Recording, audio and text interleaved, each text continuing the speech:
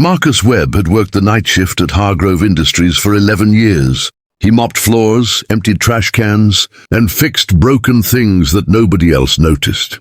If you believe in kindness, second chances, and the power of small moments to change lives, please like, comment, share, and subscribe to Kindness True Stories. Also, tell us in the comments where in the world are you watching from.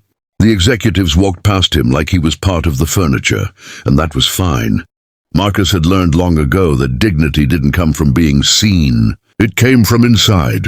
He raised his daughter Lily alone after his wife passed from cancer when Lily was just 4 years old.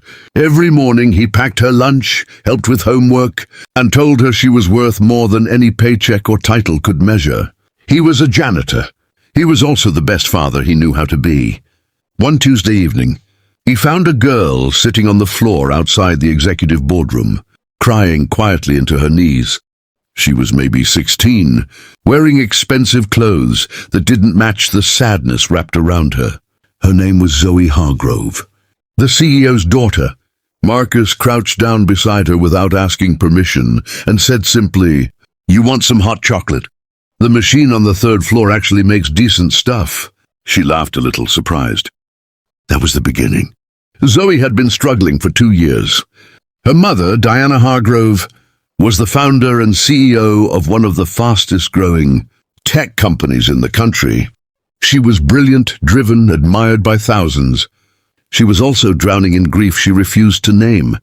Her divorce from Zoe's father had broken something in her that press releases and board meetings couldn't fix. She provided everything for Zoe except the one thing the girl needed most: presence. Diana had heard that. Zoe had been talking to the janitor during her after-school visits to the office. She marched down to the 3rd floor, stood in front of Marcus with her arms folded and said, "I'd appreciate it if you didn't fill my daughter's head with whatever philosophy a man in your position has to offer." The words were a slap. The people nearby went quiet. Marcus looked at her calmly and said, "Yes, ma'am." Then he went back to mopping the hallway.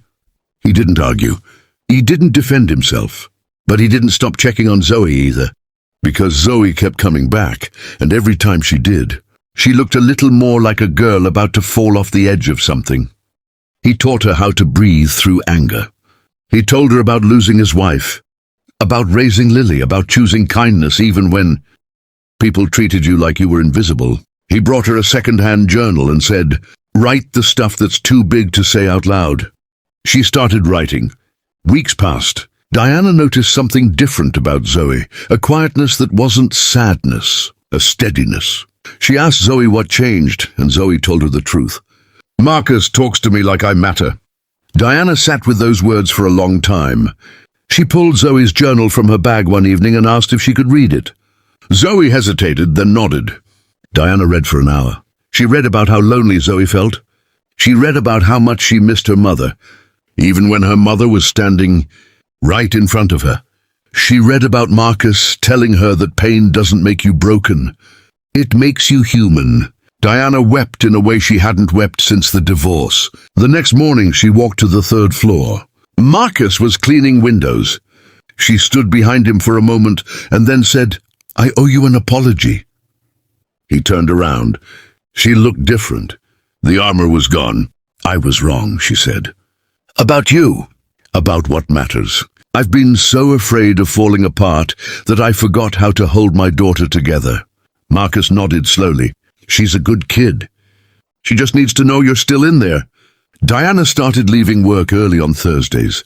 She and Zoe began having dinner together. Real dinners with real conversations. Slowly, the wall between them crumbled. 3 months later, the company held its annual staff appreciation night. Diana stood at the podium in front of hundreds of employees. She talked about the year, the growth, the numbers. And then she paused and said, "But the most important thing that happened this year didn't show up on any spreadsheet. A man on our team reminded my daughter that she is worth being heard. He did it with no recognition, no reward, and no expectation of anything in return. Marcus, would you please stand up?"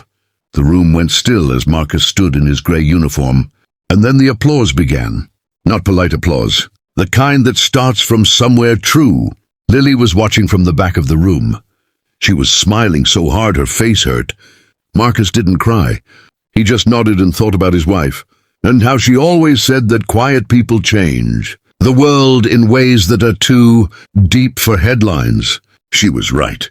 She always was. If this story touched your heart, please show some love to Kindness True Stories. Like, share, and subscribe to the channel, because every click helps these stories of real human goodness reach someone who truly needs them today.